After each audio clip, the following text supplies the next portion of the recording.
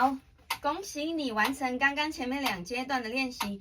那最后一个阶段呢，我们要把拍子放在心里面数咯。我们一样要拉长音，然后要在心里面数刚刚的律动，强弱次强弱，强弱弱，强弱，或者是你要数1、2、3、4， 1、2、3也可以哦。好，那在心里面默数。也顺便听看看，测看看你的听力是不是听得出老师现在拉的是几拍的律动。